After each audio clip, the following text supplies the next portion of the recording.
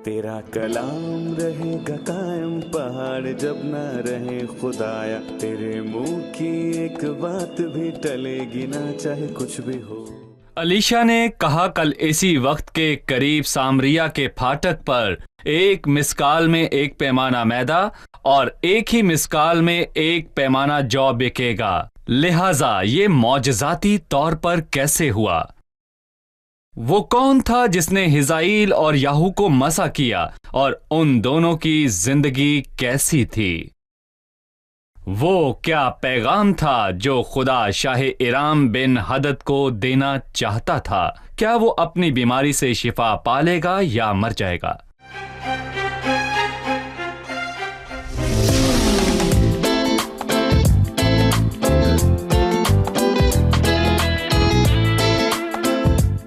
अजीज नाजरीन, मैं आयात ज़रीफ आप सब देखने वालों को हमारे रोज़ के बाइबली मुतालिया प्रोग्राम की इस नई किस्त में खुशामदीद कहता हूँ। हम अभी भी दूसरे सलातीन की किताब का मुतालिया कर रहे हैं। खुदा की मर्ज़ी से आज हम 7वें बाब और 8वें बाब का मुतालिया करेंगे और आज की किस्त के अहम मौज़ूआत ये हैं कि सामरिया के मुहासरे का ख़ात्मा और खुदा के बंदा अलीशा के अल्फाज की तकमील, शुनीमी औरत की ज़मीन की बहाली, फिर हिजाइल बिन हदद को मारता है और यहोराम यहूदा में सल्तनत करता है और अक्सिया यहूदा में हुकूमत करता है। लेकिन पहले मैं खुदा के खादमीन को खुशामदीद कहना चाहूँगा। भाई खालिद खुशामदीद। जी बहुत शुक्रिया। भाई इसहाक खुशामदीद। बहुत शुक्रिया भाई। मैं हमेशा आपके साथ मुताले से लुत्फ उठाता हूँ। खुदा आपको बरकत। और साथ ही मैं स्टूडियो में मौजूद दीगर मेहमानों को भी खुशामदीद कहता हूँ। भाई इसहाक गुज़िश्ता बाब के आखिर में और इस बाब के शुरू में सामरिया मुहासरे में था और इस मुहासरे के नतीजे में लोगों ने गधों और कुछ दूसरे जानवरों के कुछ हिस्से खाने की ख्वाहिश की, लेकिन वो ऐसा करने से भी कासिर रहे। यहाँ तक कि औरतों ने भी अपने बच्चों को खाया। लेकिन खुदा के बंदा अलीशा की पेशगोई की तकमील कैसे हुई, मैं आपसे इसकी तफसीलात जानना चाहूँगा। ये वाकया एक खौफनाक मुहासरा था, लेकिन खुदा के बंदे अलीशा ने 7वें बाब में हैरान कुन अल्फाज कहे। तब अलीशा ने कहा, तुम खुदाम की बात सुनो। खुदाम यूं फरमाता है कि कल इसी वक्त के करीब सामरिया के फाटक पर एक मिसकाल में एक पैमाना मैदा और एक ही मिसकाल में 2 पैमाने जो बिकेगा। बेशक मुहासरे में होते हुए इंसानी तौर पर ऐसे अल्फाज पर यकीन करना मुश्किल है और खुदा के मुकाशफे के लिए हमेशा ईमान की जरूरत होती है। ये जहन के खिलाफ नहीं बल्कि उससे ऊपर हैं। लिखा है, तब उस सरदार ने जिसके हाथ पर बादशाह तकिया करता था मर्द खुदा को जवाब दिया, देख अगर खुदावंद आसमान में खिड़कियां भी लगा दे तो भी क्या ये बात हो सकती है? वो नहीं जानता था जब पैदाइश के 7वें बाब में सैलाब आया तो वो अदालत को लाया और एक बार वो मिलाकी के 3रे बाब की पेशनगोई में बरकत लाया। उसने बताया कि वो आसमान की खिड़कियां खोल देगा, लिहाजा खुदा ने आसमान में खिड़कियां रखी हैं। जी मन नीचे गिरा। खुदा कुछ भी करने की कुदरत रखता है। कुछ लोग कहते हैं कि आसमान सोना और चांदी बरसा सकता है और अगर ऐसा हो तो सब लोग भूखे मर जाएंगे, तो सोने और चांदी का क्या फायदा? लेकिन खुदा उन लोगों को खुराक देता है। खुदा अपने लोगों की देखभाल करता है। लेकिन उस शख्स ने अलीशा का यकीन नहीं किया, लेकिन उसने दूसरी आयत में जवाब दिया। उसने कहा, तू उसे अपनी आंखों से देखेगा पर उसे खा नहीं पाएगा। और वाकई ही ऐसा हुआ, क्योंकि खुदा के मुकाशफात इंसान से ईमान लाने का तकाजा करते हैं और वो फिर देखेगा। पहले देखेगा फिर यकीन करेगा। जी बिल्कुल, पहले देखेगा फिर यकीन करेगा। उसने मार्था से कहा, अगर तू ईमान लाएगी तो खुदा का जलाल देखेगी। लोग देखना चाहते हैं ताकि ईमान लाएं, लेकिन मैं कहूंगा ये ईमान नहीं है। जी ठीक है। भाई खालिद, मैं जानना चाहूंगा कि खुदा ने कैसे मुहासरे में मौजज़ाती तौर पर मुदाखलत की। ये अच्छी बात है, खुदा से मुदाखलत की। किसी ने खुदा के बारे में अमाल की किताब में 15वें बाब में कहा, जो दुनिया के शुरू से इन बातों की खबर देता आया है। और यूहन्ना 6 में जब उसने भीड़ को खाना खिलाया तो शागिर्दों ने सोचा कि ऐसा करना बहुत मुश्किल काम है। कलाम खुदा यीशु के बारे में कहता है, क्योंकि वो आपसे जानता था कि क्या करूंगा। जब खुदा ने अपने बंदा अलीशा को पेश किया तो वो जानता था कि वो क्या करने जा रहा है। हत्ता कि अलीशा खुद भी ये नहीं जानता था कि खुदावंद किस तरह मुदाखलत करेगा, लेकिन उसने ईमान की नुमाइंदगी की और ईमान ताबे होता है खुदा जो कहता है, क्योंकि खुदा जो कहता है मुझे उसके ताबे होना चाहिए। दरअसल हुआ ये कि खुदावंद ने उनको रथों का ज़बरदस्त शोर सुनाया था ایرام کے بادشاہ کی فوجیں، اور ویسے ہی الیشا کی خدمت کے آخری دور میں اسرائیل اور ارام کے درمیان بہت سی تراسیل تھیں۔ دراصل وہاں پر جنگیں اور جلا وطنی تھی، اور خداوند نے اس ظالم بادشاہ کو فوجوں کا اور رتھوں کا زبردست شور سنایا کہ وہ خوف زدہ ہو جائیں اور بھاگنے کے لیے انہیں اپنے کپڑوں اور خوراک چھوڑنا پڑی۔ وہ سب کچھ چھوڑ کر بھاگ گئے، اور اس وقت خیمہ میں 4 کوڑی تھے جنہیں باہر نکال دیا گیا۔ بس انہوں نے اپنے آپ سے کہا کہ وہ ویسے ہی مرنے والے ہیں، تو وہ دشمنوں کے خیمہ میں جائیں گے، تو اگر وہ انہیں زندہ چھوڑیں تو وہ اچھا ہوگا، اور اگر انہیں مار دیں تو بھی ان کے پاس کھونے کو کچھ نہیں۔ پس وہ خیمہ کے اندر گئے اور ہر طرف دیکھا، لیکن انہیں وہاں کوئی بھی سپاہی یا افسر نہیں ملا۔ پس انہوں نے جو چاہا وہ کھایا تھا، اور انہوں نے کھانا، چاندی اور مشروبات لے لیے، لیکن در حقیقت انہوں نے ایک دوسرے سے کہا، انہوں نے اس بات کو سوچا کہ یہ ہم اچھا نہیں کر رہے ہیں، لہذا وہ شہر میں گئے اور جو کچھ تھا اس کی خوشخبری انہیں سنائی، اور خداوند نے جو کلام اپنے بندہ الیشا کے وسیلہ سے کیا تھا اس کو پورا کیا، چاہے وہ اس شہر کے بارے میں کہا تھا جو خوراک سے بھر گیا، یا وہ افسر جنہیں انہوں نے پامال کیا۔ بھائی اسحاق 9ویں آیت میں جو کوڑیوں نے کہا، میں اس پر آپ کا تبصرہ چاہتا ہوں۔ پھر وہ ایک دوسرے سے کہنے لگے، ہم اچھا نہیں کرتے، آج کا دن خوشخبری کا دن ہے اور ہم خاموش ہیں۔ اگر ہم صبح کی روشنی تک ٹھہرے رہیں تو سزا پائیں گے۔ آپ ہمیں ایماندار ہوتے ہوئے اس کے بارے میں روحانی نقطۂ نظر سے بتائیں، ہم اچھا نہیں کرتے اور آج کا دن خوشخبری کا دن ہے۔ دراصل اگر سامریہ کا محاصرہ ایک خوفناک چیز تھی تو پوری دنیا پر شیطان کا محاصرہ جو گناہ میں گرا ہے یہ اس سے بھی زیادہ خوفناک بات ہے۔ اور اگر اس وقت نجات ناممکن لگتی ہے تو میں کہوں گا کہ انسانی نقطۂ نظر سے نجات کو حاصل کرنا سچ میں ناممکن ہے، مطلب کہ کوئی چانس نہیں۔ لیکن جیسے خدا نے یہاں پر نجات پیدا کی، بالکل اسی طرح اس نے انسان کے لیے صلیب پر نجات کو پیدا کیا۔ اور ان 4 لوگوں نے کہا، مسیح کی صلیب سے آپ کی مراد وہ کام ہے جو مسیح نے صلیب پر مسیح کا کام، نہ کہ بذات خود صلیب۔ یقیناً، کیونکہ یہاں ایسے لوگ بھی ہیں جو صلیب کے بارے میں کچھ نہیں جانتے لیکن اس کی بناوٹ دیکھتے ہیں۔ صلیب سے ہماری مراد مسیح کا صلیب پر کامل کام ہے، اور اس میں کوئی شک نہیں جن 4 لوگوں کے بارے میں ابھی ہم نے سنا ہے، انہوں نے محسوس کیا کہ وہاں کھانا پانی اور سب کچھ ہوگا۔ انہوں نے سوچا کہ ہم کیسے کھا سکتے ہیں، شہر کے اندر بہت دنوں سے محصور اور موت کے ڈر سے خوف زدہ ہیں۔ ہم نے سنا کہ وہ اپنے بچے کھا رہے تھے، ہم خاموش رہ کر اچھا نہیں کریں گے۔ لکھا ہے اگر ہم صبح کی روشنی تک ٹھہرے رہے تو سزا پائیں گے۔ اور آج دنیا بھی اخلاقی تاریکی اور اخلاقی موت میں ہے، اور ہمارے پاس خوشخبری ہے، یہ ان سے بڑی ہے جو ان 4 کے پاس تھی، خدا کے فضل کی خوشخبری جو گناہگار کو بتاتی ہے کہ اس سے کوئی فرق نہیں پڑے گا کہ آپ کتنے بڑے گناہگار ہیں۔ اگر آپ مسیح کو بطور شخصی نجات دہندہ قبول کرتے ہیں تو خداوند آپ کو اور توبہ کو قبول کرے گا۔ ہمارے پاس خوشخبری ہے، لیکن سوال یہ ہے کہ کیا ہم خاموش رہیں؟ اس خوشخبری یا انجیل کی عظمت کے سامنے ہم خود کو خاموش سمجھتے ہیں، اور خدا کرے کہ نہ صرف ہم سیٹلائٹ چینل پر بولیں بلکہ اپنے گھروں میں اور ہمسایوں، دوستوں اور اپنے کام کے ساتھیوں سے بھی بات کریں۔ یہ بڑی خوشخبری ہے جس کے تمام لوگ منتظر ہیں۔ اور کیا میڈیا خوشخبری لاتا ہے؟ نہیں۔ کیا دنیا میں خوشخبری ہے؟ وہ خوشخبری جو دور کے ملک سے آئی ہے ایسی ہے جیسے تھکے ماندے کی جان کے لیے ٹھنڈا پانی۔ دور کے ملک سے مراد خدا کی طرف سے ہے۔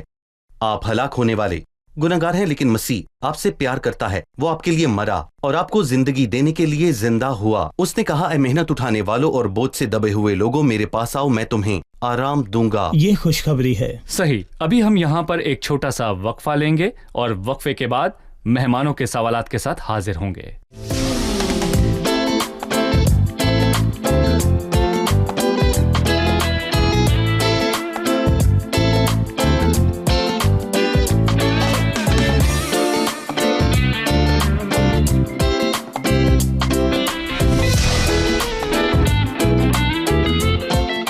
خوش آمدید۔ آئیے چلتے ہیں اپنے مہمانوں کی طرف اور ان کے سوال جانتے ہیں۔ جی سوال پوچھیے۔ جی میرا سوال ہے، پوچھیے۔ سلاطین کی پہلی کتاب کے 19ویں باب میں خداون نے ایلیا کو نمسی کے بیٹے याहू को इसराइल का बादशाह और एलिशा को इसकी जगह नबी मसा करने के मुतालिक बताया था। लेकिन इस किताब के 9वें बाब की पहली 10 आयत हमें बताती हैं कि एलिशा ने नबियों में से एक को भेजा कि तेल की सुराही ले जाकर निमसी के बेटे याहू को इसराइल का बादशाह मुकर्रर करे। हम इसके बारे में जानना चाहेंगे। ठीक है, बस किसने उसे बादशाह के तौर पर मसा किया? दर हकीकत पहला सलातीन 19वें बाब में जब एलिया कोहे हर पर था तो खुदावंद ने उसे 3 लोगों को मसा करने के लिए कहा था, जिसमें हजाइल और याहू और साफित का बेटा अलीशा शामिल हैं। लेकिन मैं पहले एलिया की खिदमत के इख्तिताम के बारे में बताना चाहता हूँ। उसकी खिदमत के इख्तिताम के बारे में खुदा ने उसे एक सबक सिखाया। हत्ता कि जब वो उससे गार में बोला तो उससे वो आंधी या आग में नहीं बोला, बल्कि हल्की सी आवाज़ में उससे बात की। लेकिन उसने उससे हल्की आवाज़ में बात की। और एलिया के लिए ये एक आलमी सबक था, क्योंकि एलिया की पूरी खिदमत के दौरान वो आग और आंधी था जो जोशीलेपन और तेज़ मिजाजी से बात करता था। लेकिन खुदा ने उसे सिखाया कि अपने लोगों के साथ कैसे रहना है, हालांकि उसके लोगों की हालत बदतर हो रही थी, क्योंकि खुदा के पास इलाज है। इसीलिए जब एलिया अपने मिशन पर गया तो उसने याहू या हजाइल को मसा नहीं किया, क्योंकि वो खुदा की तरफ से एक ख़ास अदालती और नज़ाबती खिदमत के लिए मसा होने के लिए गया था। वो मसा होने के लिए जा रहा था, लेकिन उसने अलीशा को फजल का नबी समझते हुए मसा किया। बस अगर यहाँ एलिया या अलीशा या याहू और हजाइल को मसा करता तो वो उसकी देखा जाए तो वो उसकी छवि को बिगाड़ देता, तो वो फजल के साथ सजा को मिला देता। जी हाँ, बिल्कुल। ये मिलावट फजल में होती है और दर हकीकत ये एलिया की तरफ से एक रूहानी समझ थी, ताकि वो उस रूहानी छवि में बिगाड़ ना डाले। और लेकिन इसके बाद अलीशा ने हिजाइल और याहू को मसा किया, और बेशक एलिया नबी ने उसे ये करने को कहा। भाई इसहाक बेशक इन वाक़यात के बाद कहत आया। 8वें बाब में लिखा है, और अलीशा ने शुनीमी औरत से बात की जिसके बेटे को उसने जिंदा किया। हम इस कहानी से वाकिफ हैं। उस औरत ने खुदा के बंदा अलीशा के लिए बालाखाना तैयार किया और उसके औलाद नहीं थी, और इसके बाद उसका बेटा मर गया और अलीशा ने उसे जिंदा किया। इसके बाद मुल्क में कहत पड़ा और अलीशा उसके पास एक पैगाम लेकर आया। मैं चाहता हूं कि आप इस वाक़े के मुतालिक बताएं। ये समझते हुए कि एलिया एक नबी था और खुदावंद अपने खादमों पर और नबियों पर राज अयां करता है, इसलिए वो जानता था क्या होने वाला है। लिहाजा उसने उसे कुछ अरसा के लिए वो जगह छोड़कर किसी दूसरी जगह जाने के लिए कहा, क्योंकि वहां 7 सालों के लिए कहत आने वाला था। और वो मुल्क फलस्तीन में चली गई और कहत का सारा अरसा वहां रही। और मैं कहूंगा कि ये उस वक्त शुमाली सल्तनत पर खुदा की सजा थी। और इससे हम ये सीखते हैं कि दुनिया में कोई भी ऐसी तबाही नहीं जिससे खुदा ला इल्म हो। और ये सच है कि खुदा उसको लाने का सबब नहीं। खुदा गालिब है और वही इनकी इजाजत देता है और वही इनका खात्मा करता है, और वही इन तमाम मामलात में अपने तमाम बेटे और बेटियों को अपने हाथ से संभालता है। बस अगर कोई हमारे इलाके में रहता है और वो मुश्किल में है तो हमें उसे कहना है कि फिक्र न करे, क्योंकि खुदा को उसकी फिक्र है। और जब शुनीमी औरत कहत के बाद वापस लौटी, उसने देखा उसकी जमीन को किसी ने ले लिया।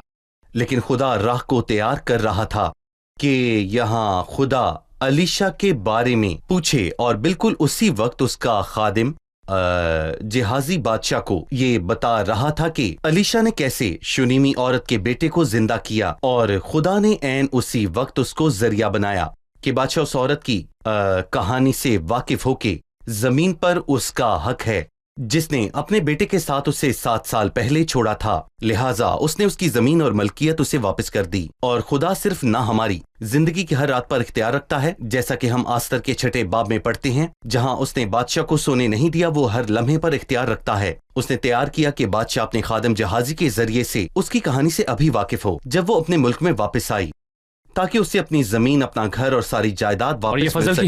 ये फजल की हिफाजत और खुदा की देखभाल है। भाई खालिद, इराम के बादशाह बिन हदद की बीमारी के बारे में मेरा एक सवाल है।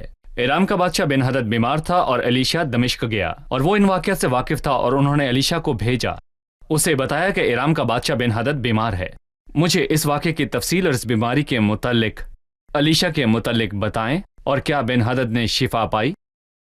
8वें बाब की 7वीं आयत में रूल कुद्स हमें बताता है کہ الیشا دمشق میں گیا. مجھے اس کی واضح وجہ معلوم نہیں جس کے سبب الیشا دمشق گیا، لیکن اگرچہ رول قدس ہمیں اس کے وہاں جانے کی وجہ نہیں بتاتا، لیکن ہم یہ عکس کر سکتے ہیں کہ اس کی وجہ ایک پرانا کام تھا، جیسا کہ ہم نے پہلے کہا کہ ایلیا نے الیشا کو مسح کیا اور اب حزائل کو مسح کرنے کا وقت آ گیا تھا. لہٰذا جب بن حدد بادشاہ بیمار ہو گیا تو اس نے حزائل کو، جو غلبہ اس کے نابین یا فوجی سرداروں میں سے ایک تھا، الیشا کے پاس ایک بڑا تحفہ دے کر بھیجا. اس نے 40 اونٹوں اور سامان لاد کر اسے دمشق کو بھیجا، جس میں ہر اچھی چیز موجود تھی. اور در حقیقت میں خدا کے کلام میں سے ہر انسان کے ضمیر کے لیے پیغام بھیجنا چاہتا ہوں. خدا کو کبھی بھی آپ دھوکہ نہیں دے سکتے، اور نہ تحفوں سے، نہ ہی میٹھی میٹھی باتوں کے ساتھ. خدا کے بارے میں کچھ اچھی اچھی باتیں کہہ کر اسے راضی کر لینا ناممکن ہے، یا اسے راضی کرنے کے لیے میں اسے اپنی لیاقت سے زیادہ دوں، اور یا میں اسے غریبوں میں تقسیم کرتا ہوں. یہ برکت حاصل کرنے کا طریقہ نہیں ہو سکتا. پس آرام کے بادشاہ بن حدد نے سوچا کہ وہ ان سستی چیزوں کے ذریعے الیشا کے ہاتھ کو حرکت دے سکتا ہے، جو کہ خدا کے ہاتھ کی ترجمانی کرتا ہے. اور الیشا نے اسے جواب دیا اور آیت 10 میں کہا، تو ضرور شفا پائے گا. تو بھی خداوند نے مجھ کو یہ بتایا ہے کہ وہ یقیناً مر جائے گا. یعنی وہ مرے گا، لیکن اس بیماری کی وجہ سے نہیں، وہ مرے گا لیکن کسی اور وجہ کے ساتھ. لیکن یہ الفاظ کہ تو شفا پائے گا لیکن پھر تو مر جائے گا، یعنی وہ مرے گا لیکن اس بیماری کی وجہ سے نہیں، وہ مرے گا کسی اور وجہ کے ساتھ. وہ مرے گا لیکن کسی اور وجہ سے. جی، کسی اور وجہ کے ساتھ. یہ بیماری اس کی موت کی وجہ نہیں ہوگی، تو پھر کیا وجہ ہوگی؟ ہم آیت 15 میں پڑھتے ہیں، اور دوسرے دن ایسا ہوا کہ اس نے اسے بالا پوش کر لیا اور اسے پانی میں بھگو کر اس کے منہ پر تھان دیا، اور ایسے وہ مر گیا. دراصل یہ دیکھا جائے تو یہ موٹا کپڑا ایک سخت اسپنج کی طرح ہے، جسے اس نے پانی میں بھگویا تھا اور اس کے منہ پر تان دیا تھا. اسے مارا گیا. حزائل نے اسے دم گھونٹ کر مار دیا. اور اس میں حزائل کے بارے میں الیشا کی پیشن گوئی یہ تھی کہ وہ اس کی طرف ٹکٹکی باندھ کر اس کو دیکھتا رہا. اس کا مطلب ہے کہ خدا کا بندہ عمر رسیدہ ہو گیا تھا، لہٰذا اس نے بصیرت امیز نظروں سے اس کی طرف دیکھا کہ حزائل شرمندہ ہوا، اور پھر الیشا رویا. اور حزائل نے کہا، میرا خداوند کیوں رو رہا ہے؟ پس اس نے اسے مستقبل کے بارے میں بتایا، اور ان چیزوں کے بارے میں بتاتا ہوں جو یہ شریر شخص خدا کے لوگوں کے ساتھ کرے گا. پس خداوند نے ایلیا کو حزائل کے عدالتی عمل کے بارے میں جو الفاظ دیے وہ پورے ہوئے. اور خدا کے کلام کی ہمیشہ تصدیق ہوتی ہے، بلکہ خدا سچا ٹھہرے اور ہر انسان جھوٹا. اب وقت ہوا ہے کہ ہم یہاں پر ایک چھوٹا سا وقفہ لیں. وقفے کے بعد ہم مہمانوں کے سوالات کے ساتھ حاضر ہوں گے. ہمارے ساتھ رہیے.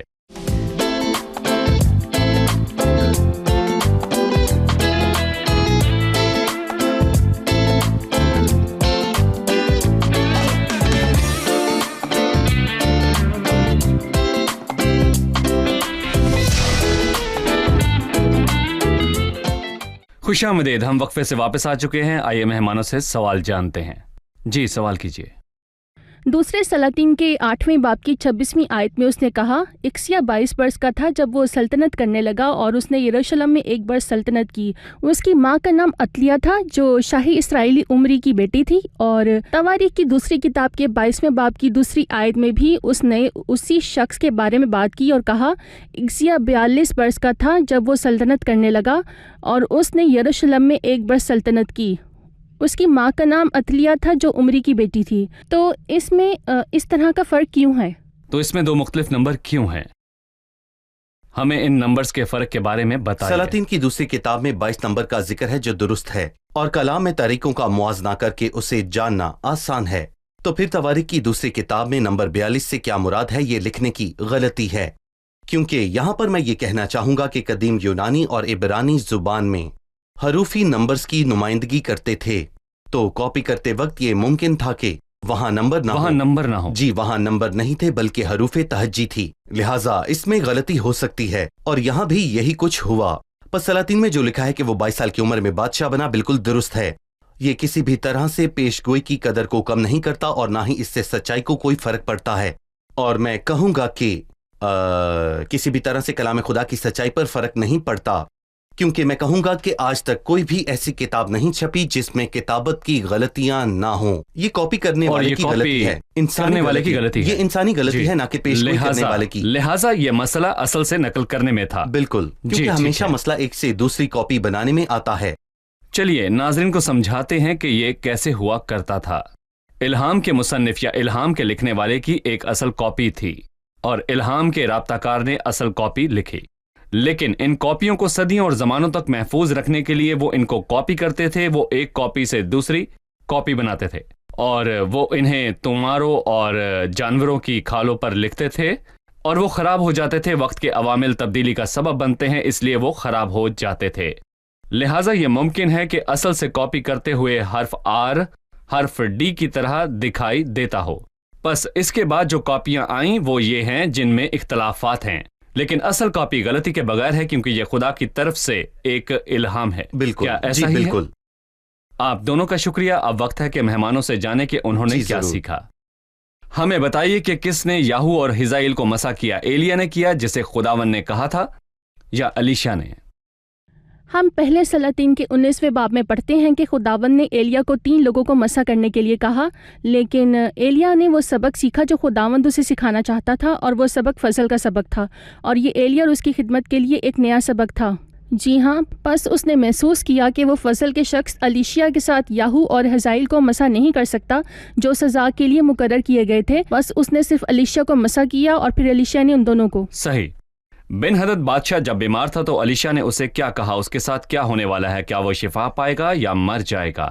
اس نے اس سے کہا تو ضرور شفا پائے گا، اور پھر اسی آیت میں اس نے کہا وہ یقیناً مر جائے گا، اور اس سے ہم سمجھتے ہیں کہ وہ اپنی بیماری سے شفا پائے گا لیکن پھر کسی اور وجہ سے مر جائے گا۔ اور تب یہی ہوا جب حزائیل نے ایک موٹا کپڑا پانی میں بھگویا جو ایک سوکھے اسپنج کی طرح تھا، جو اس نے اس کے منہ پر رکھا، پس وہ مر گیا، لیکن اس بیماری کی وجہ سے نہیں۔ صحیح، شکریہ۔ خدا آپ سب کو برکت دے۔ خدا کے خادمین کا بھی شکریہ۔ بہت اگلے شکریہ۔ پروگرام میں پھر ملاقات خدا آپ کو ہوگی۔ برکت دے۔ ناظرین اگلے پروگرام میں پھر ملاقات ہوگی۔ خدا آپ کو برکت دے۔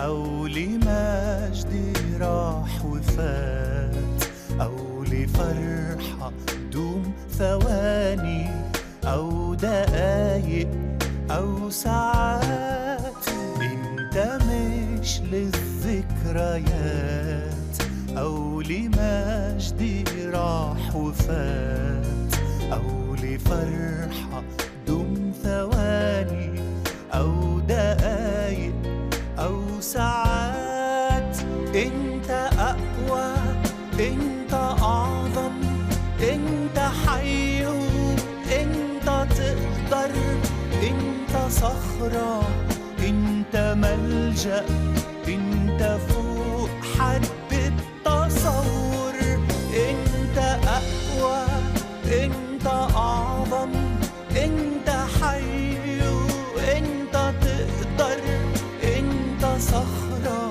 أنت ملجأ، أنت فوق حد التصور، أنت مش أفكار جميلة أو حماسة للشباب أو كلام بيدوب ويدبل في مواجهة الصعاب، أنت مش أفكار جميلة أو حماسة للشباب أو كلام بيدوب ويدبل في مواجهة الصعاب، أنت أقوى، أنت أعظم، أنت حي، أنت تقدر، أنت صخرة،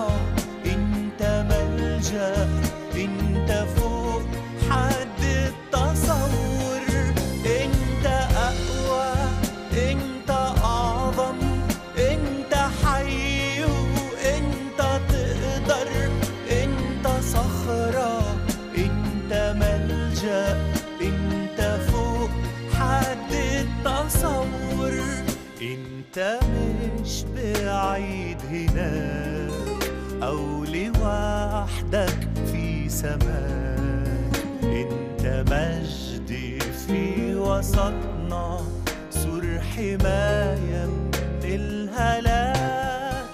انت مش بعيد هناك أو لوحدك في سماك.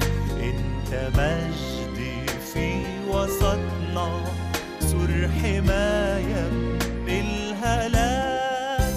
انت أقوى، انت أعظم، انت حي، انت تقدر، انت صخرة، انت ملجأ، انت فوق حد التصور. انت أقوى، انت أعظم، انت حي، انت تقدر، انت صخرة، انت ملجأ، انت فوق حد. तेरा कलाम रहेगा कायम पहाड़ जब ना रहे खुदाया। तेरे मुंह की एक बात भी टलेगी ना चाहे कुछ भी हो।